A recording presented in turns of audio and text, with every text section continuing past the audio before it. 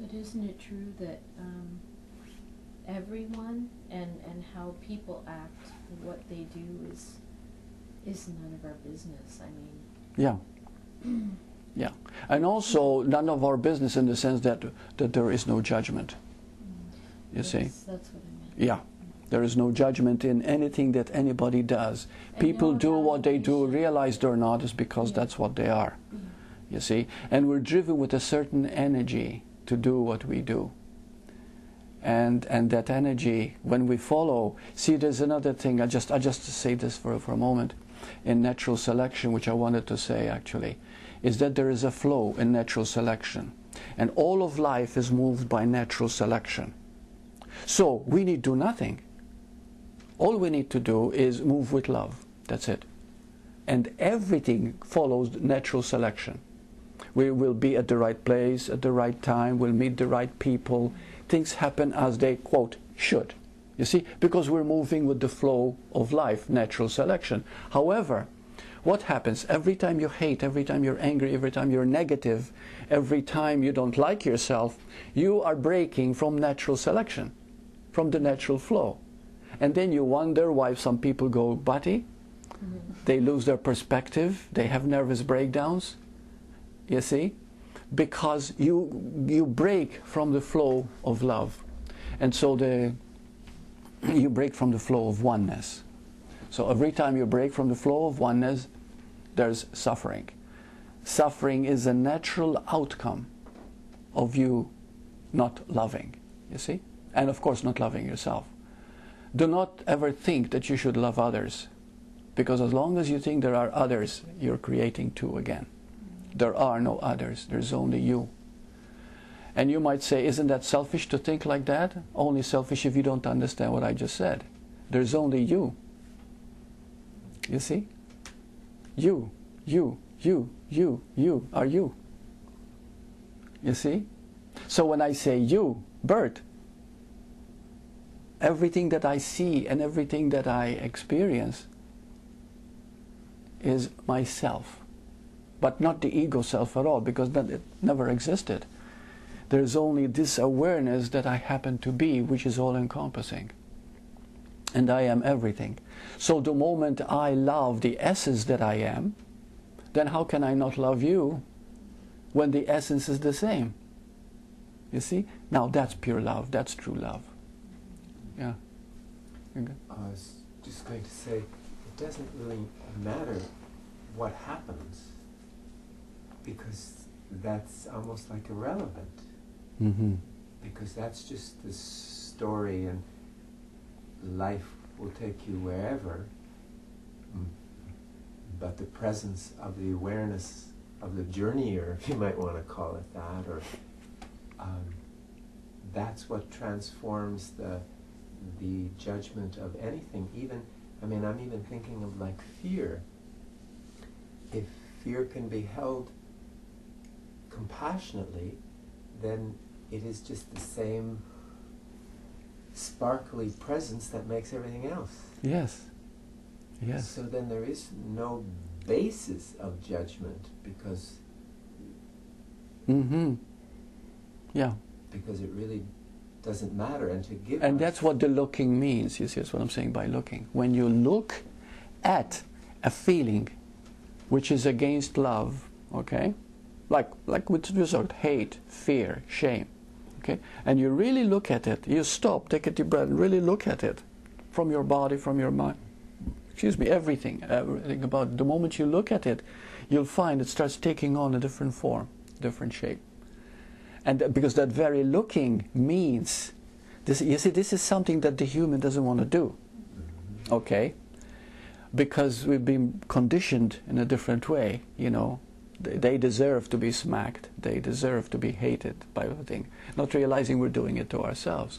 But the moment we start looking, that very looking is called forgiveness, it's called acceptance, it's called true love, true unconditional love.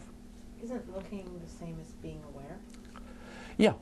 Or is it an action? Same. Looking is an action. Looking is you're always aware. There's never a time when you're not aware. But when you're consciously aware, okay, that's looking. You see? Now looking, we can do it, for example, you know, one of my favorites, and I think is the simplest thing to do, and if something you can do every day, wow, you'll begin to see results, I guarantee you, you know. In the summer especially, go out where it's, hopefully it's quiet in the beginning. After a while it doesn't matter, noise won't bother you, but in the beginning just choose a quiet spot and look at the sky. Just look at the sky until you disappear. Don't think about it, don't judge it, don't make, ooh, wow, look at all that energy, look at this, look at those clouds. No, nothing of that, just look. Just there, just look. Until you begin to disappear. And then when you begin to disappear, there's no one there, right? There's no one there to feel anything or know anything, right? So you might say, well, how will I realize my oneness when there is nothing there? That's exactly why. Because when there's nothing there, you realize that you've never been an ego. You see what I mean? There is that moment when there is just that. And that very, very knowing itself, that very movement itself of looking. You can look at a tree too for a long time, and you after you look at it for, let's say, 20 minutes, half an hour, provided you're not thinking, you begin to see it as energy. It'll come to you. This is energy, just energy. You see? You begin to feel it. Who is feeling it? Not you. It's not your thinking that is doing it. It's a feeling, knowing inside you that everything is you. Everything that you look at is you. But the you that you've never got in touch with, the you that you cannot put words to, the you that you cannot define. But everything is you.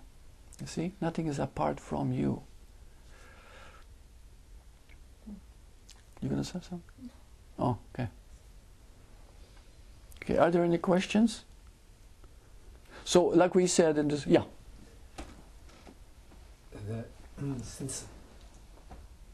So the terror of being free to be comes from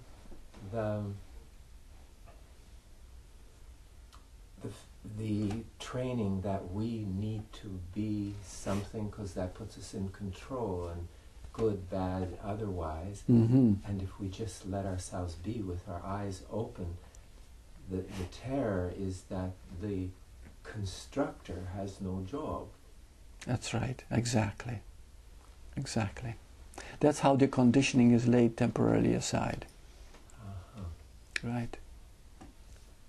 Yeah. The moment you say, I want the truth, really mean it. But remember that when you make an affirmation like that and mean it, that's a powerful prayer. That's what a prayer really is. That is so powerful. That is so powerful. The moment you actually make an affirmation like that, I want the truth, and you say it with strength, and somehow or other there's a force that just makes it present. Now it can be scary, because it might make you fall and hurt your knee at the moment, or it might make you maybe, I don't know, it depends. It might make you go for a walk in a place you never wanted to, or something like that. It might create circumstances for you to get that grace, to get that, but it creates it there, you see. But if we're willing to go through that, we can create an environment in which we can meet the truth, you see. And then when the fear comes, we just look at the fear. So, you know, there's nothing to be afraid of in life, absolutely nothing. Nothing. I had a beautiful email today from, no, not today, sorry, it was yesterday. And this woman, she's been a student of ours for a while. And she had a friend who was dying of cancer. And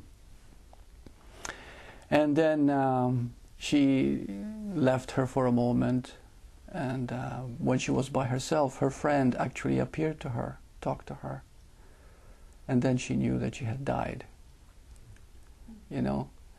And she said, Burt, this is you know, goes along with what you've been telling us, because, you know, is there death Does anything actually happen? Is there anything to be afraid of?